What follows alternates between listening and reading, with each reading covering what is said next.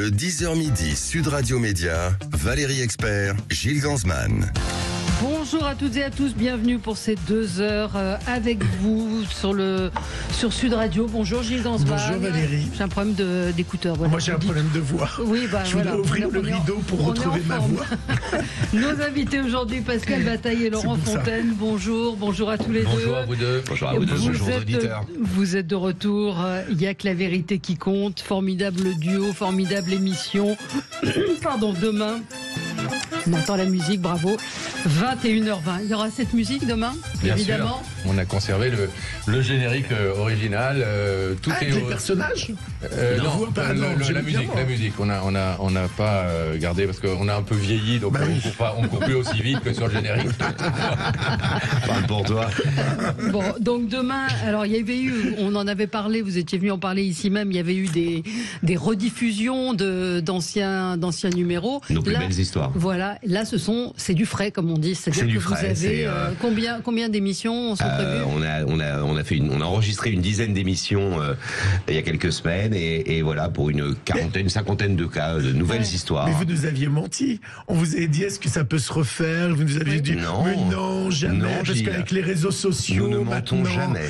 Avec les réseaux sociaux, les gens se retrouvent, on n'aurait pas de candidat. On est d'accord, vous nous aviez dit ça. On avait ces interrogations, très honnêtement, Valérie et Gilles. On était sincères en vous disant ça et ça a été l'objet de vraiment d'une grande partie de notre travail dans les mois qui ont précédé l'acceptation déjà de la proposition de C8 et puis ensuite quand les tournages, ça a été à la fois de valider que les personnes qui passeraient dans l'émission étaient quand même suffisamment et prévenues et armées pour résister aux éventuelles déflagrations sur les réseaux sociaux, bien que Laurent a raison de le souligner souvent, quand on regarde les commentaires qui existent aujourd'hui sur Facebook, YouTube, etc., sur les vieilles histoires, les histoires de l'époque TF1, c'est d'une bienveillance totale. Moi j'étais plutôt sur... maintenant on peut retrouver facilement quelqu'un. Ça c'est l'autre point, effectivement. Alors ça, c'était un vrai doute et on a été les premiers surpris par l'afflux de candidatures et de demandes. On va en reparler avec vous dans un instant. Vous n'avez pas écrit, Valérie ? Non. Vous allez le découvrir derrière le rideau, peut-être. Je l'ouvrirai. J'ai quelque chose à vous dire. On se retrouve tout de suite, puisque c'est le zapping. Voilà, vous m'avez perturbé. Oui, je vois ça. Sud Radio Média, l'instant zapping. Allez, au 4e jour de l'attaque du Hamas sur Israël, désormais tous les regards sont tournés vers les otages. On a entendu des témoignages dans l'émission de Jean-Jacques Bourdin, témoignages de familles qui sont inquiètes et multiplient également les messages comme celle de cette mère dont les 2 filles de 8 et 15 ans ont été enlevées par le Hamas. Elle a délivré un message à ses enfants, c'était sur BFM. Je ferai tout, nous ferons tout pour vous ramener. Nous serons toujours là pour vous. Le gouvernement fait tout pour vous ramener. En tant que civils, nous ne savons pas tout. Le gouvernement ne peut pas tout nous dire. Faites ce que vous disent les preneurs d'otages. Soyez fortes, vous êtes des héroïnes. Le pays tout entier est avec vous et avec tous ceux qui sont retenus en otage. Tout le monde vous aime.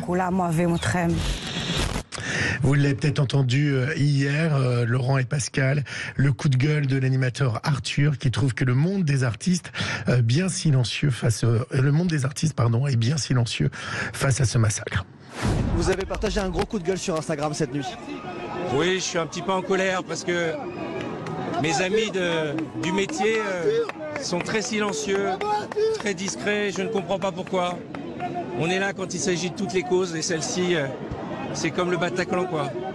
Donc je suis sidéré par le silence de mes camarades. Mais il n'est jamais trop tard. Alors, votre réaction, vous qui faites partie de ce monde-là ? Bon, moi, je suis totalement d'accord avec ce qu'a dit Arthur. J'étais au Trocadéro dimanche soir, donc je me sens pas concerné par ce qu'il a dit, mais je suis d'accord avec lui, bien sûr. Évidemment, totale solidarité. On le fait pour plein d'autres causes. Et là, on a l'impression qu'il y a certains qui hésitent à se positionner par rapport à un public, par rapport à une opinion publique, par rapport à je suis très étonné et choqué. Comment vous le comprenez, Pascal, vous ? Je le comprends pas forcément, mais j'ai pas forcément envie d'analyser ça et d'aller sur ce terrain. Je trouve que l'affaire, le drame est suffisamment grave, insupportable pour pas se lancer dans des polémiques, des petites polémiques politiciennes comme. C'est pas de la polémique politicienne quand on voit des Marion Cotillard et autres prêts à signer ou à je pense qu'il y a quand même beaucoup d'artistes qui se sont prononcés, qui ont dit à quel point ils étaient écœurés par. Non, vous ne pensez pas? Non. Bon. Non, mais il y a Gad Elmaleh en particulier qui est interpellé sur les réseaux. Ce matin, il y a sur les réseaux aussi également alerte enlèvement, Omar Sy, Jamel, Gilles Lelouch, Kev Adams, Pierre Ninet, Marion Cotillard, Jean Dujardin, enfin des gens qui d'habitude signent toutes les pétitions possibles et imaginables. On est dans une atrocité absolue, pas un mot. Oui, écoutez, il faut leur demander à eux. Je pense pas qu'ils soient pas choqués. Je pense pas qu'ils soient pas comme tout le monde horrifiés par ce qui s'est passé. Voilà. Bon. Non, mais est-ce qu'il n'y a pas du cynisme de se dire, je vais perdre des followers, je vais perdre des... Non, je pense pas. Gérard Darmon a été clair là-dessus hier soir. Il a dit que depuis qu'il avait affirmé un message de soutien, il a perdu, je crois, quelques milliers de followers en quelques heures. Donc voilà. Oui, évidemment, la réponse c'est ça en vrai. Voilà. Maintenant, c'est parce qu'elle a raison. C'est peut-être pas le débat ce matin. De parler de ça, mais mais ça anime en tout cas. Mais c'est la problématique des causes dites justes ou pas justes selon certains. Voilà, c'est un peu. Voilà, il n'y a pas de cause en jeu. Il y a une atrocité. Il y a une. Non, il n'y a pas de cause. C'est un crime. C'est un crime de guerre abominable. C'est insupportable. C'est pas une guerre. Ah si, l'ONU a dit que c'était un crime de guerre. Pardon. C'est pas une guerre. C'est la déclaration du secrétaire général de l'ONU qui a dit que c'était des crimes de guerre. C'est du terrorisme aussi, c'est tout ce que vous voulez, mais c'est des crimes de guerre. Les crimes de guerre, c'est important, Valérie, parce que ça peut être jugé. Vous pensez que le Hamas est terroriste, quand même? Ah ben bien sûr. D'accord. Non, mais c'est important de le préciser. Non, mais pour moi, le crime de guerre, c'est encore plus grave que le terrorisme. On est d'accord. Voilà, il faut faire des hiérarchies, ce qui n'est pas forcément l'idée, mais voilà, c'est pour ça que je le qualifie comme ça, parce que ça peut être jugé par la Cour internationale de justice. De son côté, le publicitaire Franck Tapiro a lancé sur CNews un appel aux équipes de foot et aux joueurs du rugby, Antoine Dubon. J'attends que l'équipe de France de foot condamne, ou au moins rende hommage aux victimes. J'attends que, dès la prochaine, je sais que c'est en bonne voie avec la Ligue, parce que la Ligue est très sensible là-dessus, dès que la prochaine journée de championnat, on fasse aussi un hommage. Et le rugby, on a quand même une Coupe du Monde de rugby. Je viens du rugby, j'étais président de club. On dit qu'on défend des valeurs humaines, citoyennes. Ils sont où, le rugbymen? Ils sont où? Ils sont ici sur le plateau? Non, ils sont nulle part. Donc, j'attends que Antoine Dupont, je l'appelle, parce que je l'adore, et qu'on est fan de lui, et qu'on aimerait qu'il soit champion du monde, mais qu'il soit aussi champion du monde de la compassion, du respect et de l'hommage à des victimes d'attentats terroristes.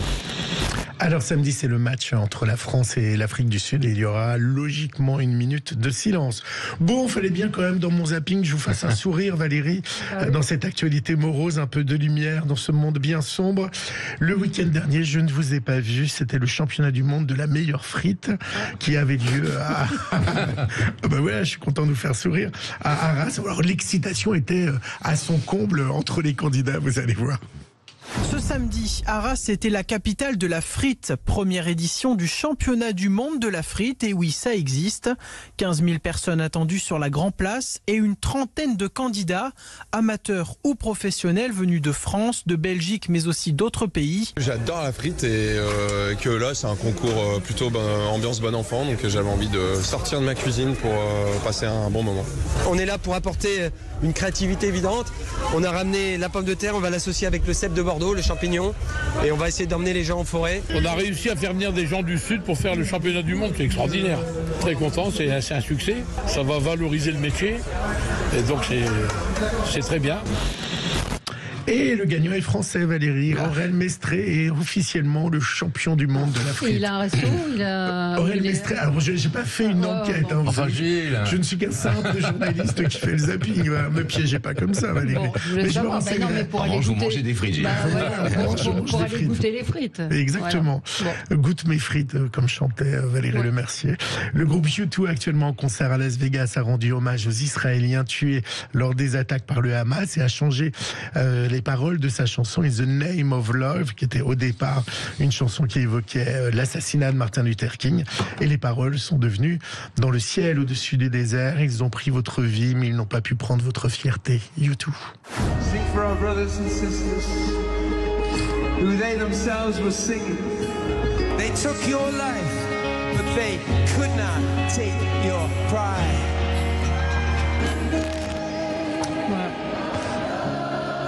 Voilà, lui s'est engagé. Oui. On se retrouve dans un instant avec Pascal Bataille et Laurent Fontaine. Il n'y a que la vérité qui compte. Le retour, on va tout savoir sur ce grand retour demain sur C8 à 21h20. Pas 23h. 21h20. Ça dépend de Cyril Hanouna. Voilà. 21h20. À tout de suite. Sud Radio Média, les invités du jour. Les invités.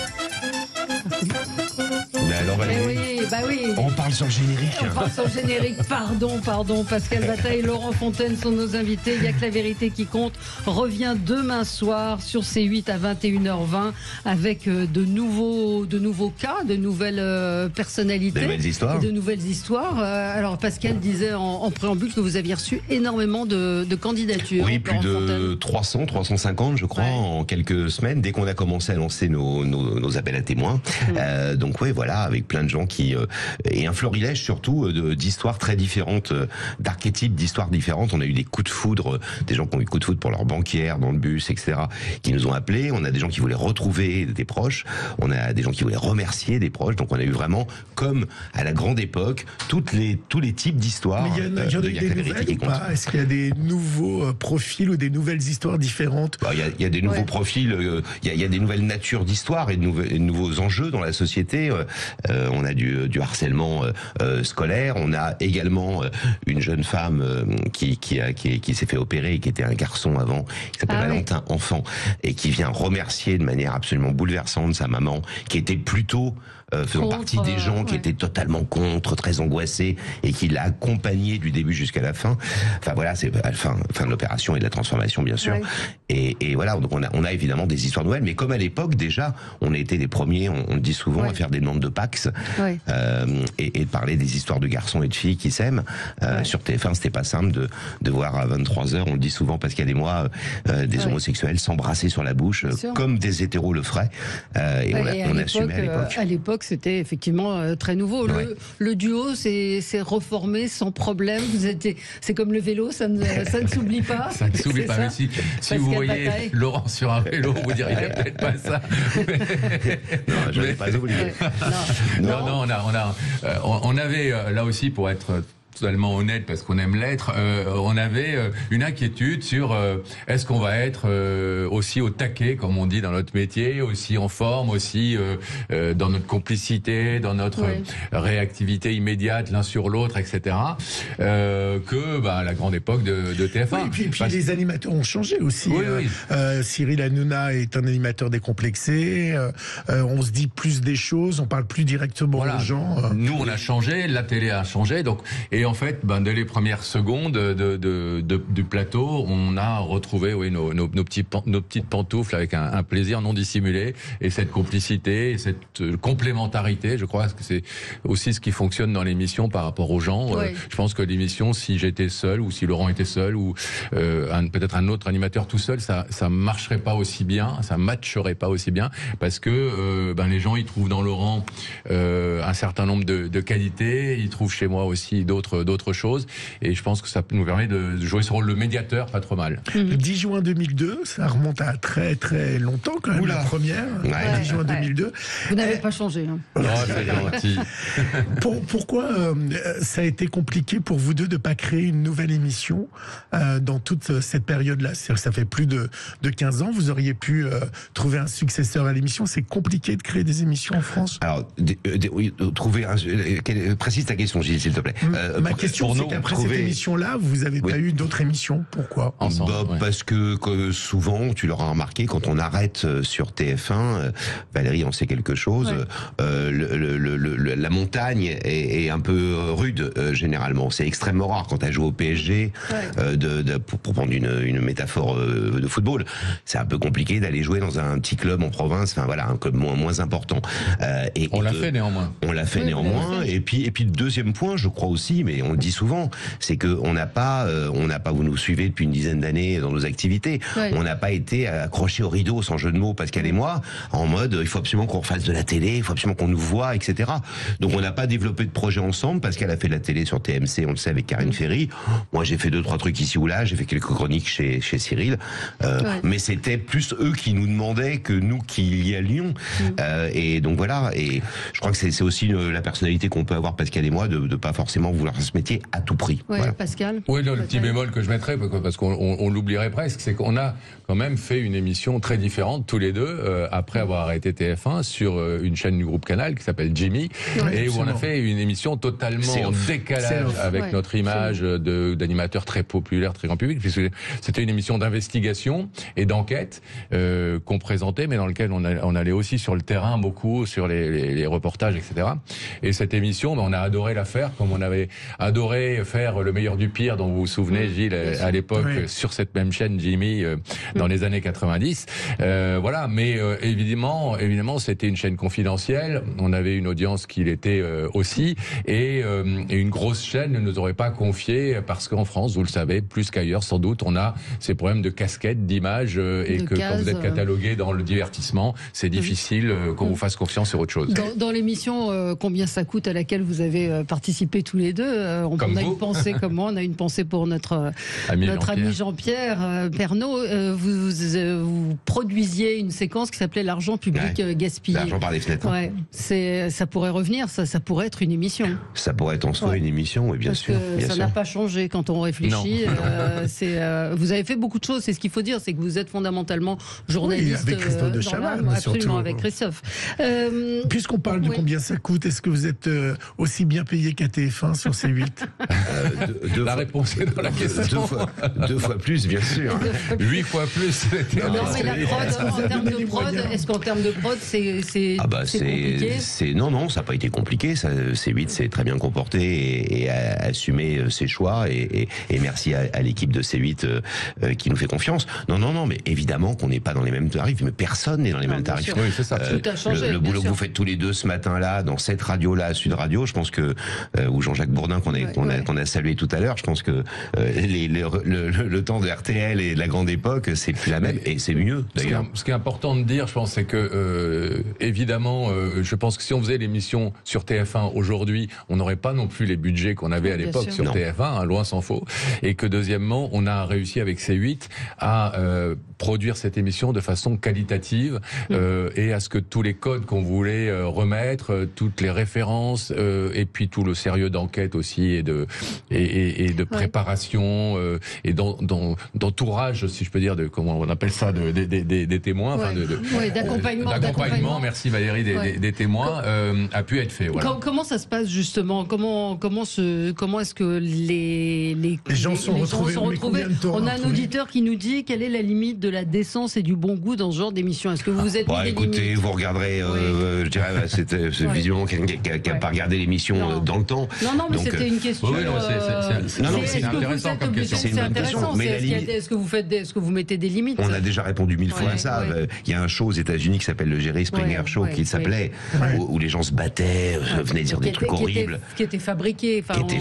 Alors déjà, on fabrique pas. Deuxièmement, tout est totalement sincère, etc. Et troisièmement, la limite, c'est la limite des hommes que nous sommes et des femmes qui constituent notre équipe, mais des hommes, Pascal et moi, c'est des choses qu'on n'a pas envie de faire. Et voilà. Déjà, premièrement, la personne doit assumer de venir dire ce qu'il a à dire. Deuxièmement, il doit porter son histoire et pas être manipulable ou manipulé. Troisièmement, évidemment, il ne dénonce personne. Ils viennent juste. C'est toujours constructif. Voilà, c'est constructif. Ils viennent faire ouvrir un rideau qui est dans la vie fermée, rappelons-le. Donc il y a voilà. Et après, tous les contrôles, c'est pas en direct, vous l'imaginez. Tous les contrôles sont faits, signature avant, signature après. Et puis récemment, on a vu que Cyril Hanouna avait eu ce qu'on appelle un prank, ça veut dire des canulars faits en live, qui étaient d'ailleurs d'un très mauvais goût, on l'a dit ici. Est-ce que vous, c'est votre peur? Il y avait déjà eu ça sur TF1. Est-ce que vous avez fait très attention à ne pas avoir de faux cas ou de comédiens qui viennent pour dire ensuite aller sur TikTok et dire j'ai piégé Bataille et Fontaine.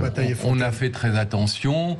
Le niveau zéro d'erreur n'existe pas, mais on a fait très attention. Et d'ailleurs, il y a une histoire qui était malgré tout passée au filtre de nos journalistes, etc. Mais une fois arrivé en plateau et pendant le tournage, on s'est rendu compte que c'était pas sérieux. Là, sur cette série-là, oui. Et du coup, on l'a stoppé, on l'a mis à la poubelle. Bon, voilà. Donc évidemment que voilà. Mais l'auditeur, c'est intéressant. Il faut rappeler que la démarche de l'émission, c'est toujours d'essayer de rendre une situation meilleure qu'elle n'est. Jamais on va accueillir une problématique humaine. Jamais Valérie, vous pourrez venir sur le plateau pour dire à Gilles, je te quitte. Non, on s'est fâché, on va se réconcilier. Mais je ne t'aime plus, je veux plus de toi dans l'émission. Non, c'est au contraire des réconciliations, des retrouvailles, des déclarations d'amour. Je voudrais t'augmenter. Je n'en ai pas le pouvoir. Je le ferai. Et le rideau parfois reste fermé. Bien sûr. Oui, heureusement. Heureusement. On le verra demain soir d'ailleurs. Heureusement pour plein de raisons. D'abord parce qu'autrement il n'y aurait plus de suspense dans l'émission et clairement l'intérêt faiblirait. Et deuxièmement parce que le rideau est fermé dans la vie et que on n'est pas non plus des faiseurs de miracles. J'ai une anecdote qui m'a beaucoup touché si on a le temps de raconter rapidement. Il y avait un technicien, un caméraman sur le plateau qui était assez jeune. Et alors qu'on a eu beaucoup de gens de l'ancienne époque de TF1 qui sont revenus tourner avec nous et qui ont eu envie de travailler avec nous, ce qui était assez sympa. Lui, c'est un jeune, il ne connaissait pas l'émission, il est venu parce il aime bien travailler avec le réalisateur Franck Broca qui a réalisé cette nouvelle version. Et au bout du 3e jour de tournage, il est venu me voir à la fin de la journée et il m'a dit écoute, tu sais, je suis venu là un peu à contre-cœur, en traînant les pieds parce que c'est pas vraiment mon type d'émission, c'est pas vraiment l'émission que j'aime regarder ou que j'aimerais faire. Et en fait, je voulais te dire, parce que ça fait 3 jours qu'on tourne, et vous êtes des faiseurs, avec cette émission, toute l'équipe, vous êtes des faiseurs de bonheur. Voilà. Donc, j'ai trouvé ça, plutôt vachement... Parce qu'il y a de l'émotion, évidemment, et c'est ce qui ressort, c'est ce qui ressortait en tout cas des émissions qu'on pouvait voir et qui sont restées cultes, puisque vous avez eu l'occasion de rediffuser les meilleures histoires, les meilleurs moments. Avec la suite, quand on découvrait... On va marquer une pause et on continue avec Laurent Fontaine et Pascal Bataille dans un instant pour parler du retour de Y'a que la vérité qui compte demain soir sur C8 à 21h10, 20h30. Sud Radio, le supplément média. Le supplément média, toujours avec Pascal Bataille et Laurent Fontaine. Demain, jeudi soir, il y a que la vérité qui compte à 21h, entre 15 et 20 sur C8 avec 50 histoires inédites. Donc vous êtes repartis au charbon avec de nouvelles histoires, de nouveaux personnages. Un auditeur me dit, mais vous étiez fâchés à une époque tous les deux. Il y a des auditeurs qui suivent bien. On n'a jamais été fâchés. On a fêté cette année le 40 ans d'amitié. C'est pas mal. 40 ans d'amitié. Vous étiez connus comment ? On s'est connus dans un concours de jeunes journalistes. Qu'il a gagné et que j'ai perdu en 83. En 1983. Et voilà, donc ça date pas d'hier. Et effectivement, en 40 ans, on a eu très peu de brouille, mais une petite brouille il y a quelques années sur laquelle les médias s'étaient un petit peu étendus, évidemment. Mais finalement, vous avez ouvert le rideau. On a ouvert le rideau. Et vous lui avez pas. On n'a même pas eu besoin, et personne n'a pardonné à personne. On n'était pas d'accord sur la politique, vous voyez pas l'histoire, comme dans toutes les familles, en fait. Et en fait, on s'est pas fâché. C'était une histoire de politique. On s'est moins parlé pendant quelques mois. Voilà. C'était une histoire de politique. Oui, bien sûr. Clairement. Oui, parce qu'il y en a un qui allait pour Macron et l'autre pas. C'était ça. Oui, c'était puis sur le ton. C'est la faute à Manu, tout ça. C'est la faute. Vous regrettez rien de cette époque. Il n'aime pas qu'on l'appelle Manu, je sais. Vous regrettez rien de votre engagement par rapport. Vous me parlez à moi ? Oui, par rapport à l'évolution d'Emmanuel Macron. Je regrette rien de mon engagement, ça c'est sûr et certain. Maintenant, si vous voulez qu'on parle de l'évolution d'Emmanuel Macron, on peut en parler pendant 2 heures, voire 10 secondes. Non, je suis pas déçu. Je pense que je continue de penser que c'est le président progressiste qui est pour l'instant ce qu'on peut avoir de mieux en France. Voilà, mais ça je l'ai dit, je l'ai redit 1000 fois. Ouais. Voilà. Autre question, ils sont contents de vous retrouver, nos auditeurs, sur votre image au Guignol. Est-ce que ça vous a blessé? Bataille et Fontaine, un cerveau pour deux. Voilà. Ça nous a blessé, non. Ça nous a beaucoup. On a beaucoup répondu à ces questions, Pascal et moi, donc je vais la faire courte. Oui, mais ça fait longtemps qu'on ne vous a pas vu ensemble. Ça nous a beaucoup fait rire. Je me souviens à l'époque, quand on découvrait le nouveau sketch des Guignols sur nous, c'était Starsky et Hutch, c'était Cerveau pour deux. Oui, mais votre famille. On trouvait ça très drôle. Nos familles et nos compagnes trouvaient ça drôle aussi. Voilà, pour nos enfants, qui étaient un peu plus grands pour ceux de Pascal, un peu plus petits pour moi, donc ça les touchait pas. Je pense que ça n'a parfois pas été simple à l'école d'entendre ton père il a un cerveau pour deux. Mais voilà, c'est la rançon de la gloire. Moi je voulais savoir, une fois que le rideau n'est pas ouvert, est-ce que derrière, en coulisses, la personne qui a demandé n'essaye pas de tout faire pour aller la voir quand même? Non. Et est-ce que vous garantissez, voilà, vous garantissez à la personne? Déjà, il y a deux enfin, vous auriez dû venir on va vous inviter sur le prochain enregistrement. Avec plaisir. Tous ceux qui ont participé, il y a Anne-Sophie qui est dans le studio, l'attachée de presse de C8 qui a participé et qui a vu l'émission. Tout est organisé pour que les gens ne se rencontrent pas s'ils ne souhaitent pas se rencontrer. Donc il y a 2 étages à la Canal Factory qui sont vraiment distincts. Donc évidemment, mais il arrive parfois que le rideau ne s'ouvre pas, que le rideau reste fermé et que malgré tout, une demi-heure plus tard, les gens se retrouvent avec nos équipes et en fait, je veux bien le voir. Voilà, ça c'est arrivé, ça arrive pas souvent, mais c'est arrivé. Ouais. Et l'accompagnement, ce qui est important pour vous aussi, vous assistiez là-dessus, Pascal, tout à l'heure, sur le fait que c'est important de vous expliquer aux gens ce à quoi ils s'exposent, parce que Gilles évoquait le fait que vous aviez des doutes sur les conséquences des réseaux sociaux. Il y a un accompagnement? Oui, il y a un vrai accompagnement en amont, beaucoup. C'est-à-dire qu'avant vraiment d'accepter qu'une histoire passe dans l'émission et qu'une personne vienne sur le plateau, il y a un gros travail de préparation et d'investigation pour savoir si cette personne est suffisamment solide, voilà, déjà pour supporter le passage sur le plateau, parce que déjà sur le plateau il y a quand même un public, 150 personnes qui sont là, donc déjà il faut assumer le regard de ces gens-là, et c'est une préparation effectivement aux téléspectateurs, et ensuite après l'enregistrement, évidemment les gens sont des 2 côtés du rideau, notamment quand ça ne s'est pas ouvert, sont accompagnés par nos équipes. On prend évidemment tout le long de la journée, mais après dans les jours suivants on prend de leurs nouvelles, etc. Et redisons-le une dernière fois s'il le faut, les gens peuvent, même s'ils ont signé la fameuse autorisation qui légalement nous garantit le droit à l'image, les gens peuvent toujours nous dire finalement je veux pas que ça passe. On peut revenir sur le droit à l'image. Bien sûr. Et je vous propose, Valérie, d'écouter un peu à quoi va ressembler ce qu'on va voir jeudi. Attention, événement, Bataille et Fontaine reviennent sur C8. On a utilisé la machine à remonter le temps il y a rapidement. 38 ans. Je me suis dit qu'on aurait pu se revoir. Et crac. Alors Pascal, t'es en roue libre. On peut peut-être faire crac derrière le rideau et après on en rediscute. Il n'y aura pas de crac ici. Ne manquez pas la nouvelle saison inédite de Y'a que la vérité qui compte, jeudi 12 octobre, juste après TPMP. Voilà. Est-ce que Sam sera là? Est-ce que Sam sera là? Un nouveau Sam. Un nouveau Sam. Oui. Et, voilà. et Rebecca Hampton? Ah bah Rebecca, plus que jamais. Ah, c'est chouette ça. Ouais. Elle a accepté parce qu'elle est partie vers d'autres voies, absolument. Oui, elle fait une très belle carrière de comédienne et on a été tellement heureux quand Laurent l'avait appelée. On était évidemment resté en contact avec elle tout au long de ces années, mais on a été hyper heureux qu'elle nous dise tout de suite oui, avec beaucoup d'humilité, parce que c'est pas le rôle le plus important de sa carrière, hein, mais elle a toujours adoré faire cette émission. C'est tout un art de montrer le couloir. Oui, non, mais c'est surtout elle adore ce travail qu'on ne voit pas à l'écran, ou très peu. De parler aux témoins. De parler à l'antenne. Pas aller porter les invitations, être la première à dire, voilà, vous êtes invité dans Y'a que la vérité qui compte, et la première donc à préparer celui qui ne sait toujours pas à quelle sauce il va être mangé, à ce qui va se passer. Voilà, donc c'est un vrai bonheur de reconstituer toute cette famille. Est-ce que vous avez trouvé les gens beaucoup plus à l'aise qu'il y a 10 ans, 15 ans avec la télévision? Alors, oui, non, je ne sais pas en vrai. Ça n'a pas évolué, ça. Pardon, je vais préciser ma réponse par rapport à une question à peu près similaire à celle que vous posez.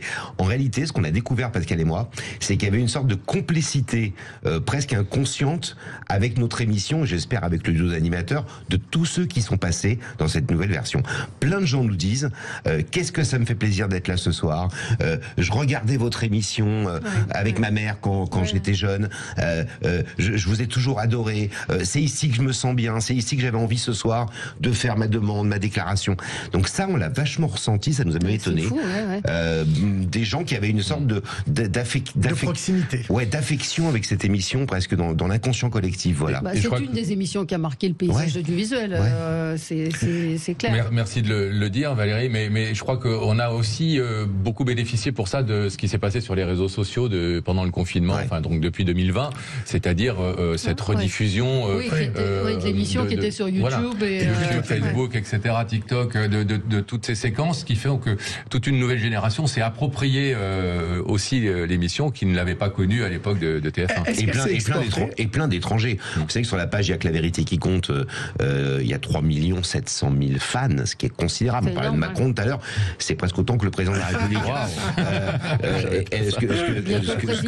Ce que je veux dire, c'est que quand vous voyez les milliers de commentaires, sur chacune des histoires, un tiers viennent d'Afrique du Nord, du Canada, du monde entier. Le format s'est exporté ou pas? Vous essayez de le vendre à l'étranger? Le format s'était exporté à l'époque, oui, un peu, notamment dans les pays du Maghreb et Tunisie, Liban, Tunisie, etc. Tunisie sur TV7.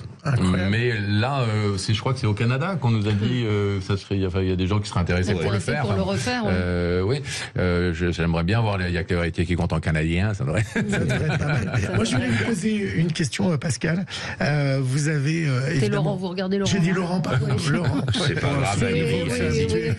Laurent, vous avez une maison au Maroc. Vous avez longtemps vécu au Maroc. Comment vous avez vécu le tremblement de terre? Alors, la maman de mes jumelles vit au Maroc. Je l'embrasse d'ailleurs si elle nous écoute. La maman de mes jumelles vit au Maroc et j'ai effectivement passé beaucoup de temps au Maroc pendant une dizaine d'années parce que mes filles étaient scolarisées là-bas. Comment j'ai vécu le tremblement de terre? Comme tout drame qui frappe des populations qui sont déjà pas toujours, qui vivent pas toujours dans les meilleures conditions du monde. Surtout que c'est plutôt dans les douars, comme on dit, et dans les campagnes que ça a été le plus violent. Marrakech, ça a été très protégé, globalement très protégé, et bien heureusement. Donc voilà, je l'ai vécu en solidarité. On parlait de solidarité au début d'émission.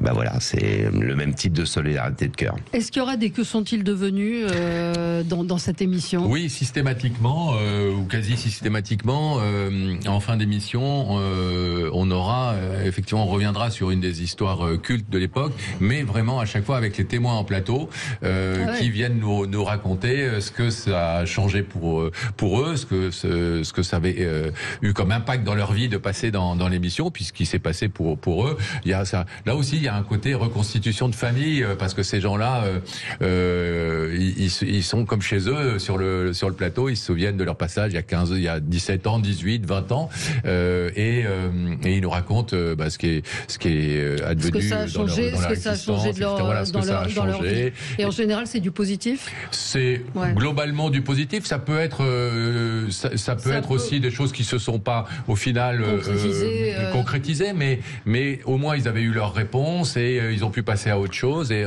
on a Bon, alors évidemment, si j'allais dire une bêtise, on n'a pas eu de personne qui regrettait. Évidemment, elle ne viendrait pas dans l'émission, mais je pense pas qu'il y ait beaucoup de personnes qui regrettent d'être passées dans l'émission à l'époque. Moi, je me suis demandé pourquoi vous avez jamais, c'est mon côté producteur, pourquoi vous avez jamais fait une spéciale star, c'est-à-dire avec que des stars qui retrouveraient des gens. Est-ce que vous y avez pensé? Ça serait rigolo. C'était un choix à l'époque, c'est un choix aujourd'hui. Il se trouve qu'on a fait une star entre guillemets, un people. Alors, qui est venu? Claude Berry, dans la grande première période, le producteur, réalisateur de Germinal notamment, et il avait souhaité à l'époque retrouver un mineur qui avait été figurant sur Germinal en 91. Donc, et c'est lui qui était passé par TF1, c'est pas nous qui étions allés le chercher, je crois qu'il avait passé un coup de fil directement à Étienne Moujotte, avec qui il avait les meilleurs rappeurs du monde, vous l'imaginez, parce que c'était un peu le parrain des producteurs, et il avait dit, mais moi j'adore leur émission avec ma femme, on la regarde tous les lundis soirs, je voudrais y aller. Il est venu, on l'a traité vraiment comme un lambda, Lola, comme on aurait traité n'importe qui, on l'appelait Claude, etc. Et il se trouve que dans la deuxième version, donc celle que vous voyez à partir de demain soir sur C8, nous avons un cas, on va pas raconter l'histoire, où l'ancien vice-président de la fédération de tennis, de rugby, pardon, Serge Simon. En plus, comment je peux comparer le tennis alors qu'on est en pleine Coupe du Monde? De rugby, Serge Simon, grand international, est invité. Et il ne sait pas pourquoi. Voilà. J'en dirai pas plus. Mais non, donc la réponse est pas de people, parce que trop de risques que des gens nous disent oui, c'est des comédiens, ils viennent faire la promo. Bon, c'est en tout cas un bon teasing pour demain. On sera au rendez-vous. Donc il n'y a que la vérité qui compte. Demain, jeudi, 21h20 sur C8. Bataille et Fontaine, le retour. Il n'y a que la vérité qui compte. Merci d'avoir été avec nous. Merci de votre invitation. Merci Gilles, merci Valérie. Et on se retrouve, nous, dans un instant pour les débats. Tout de suite.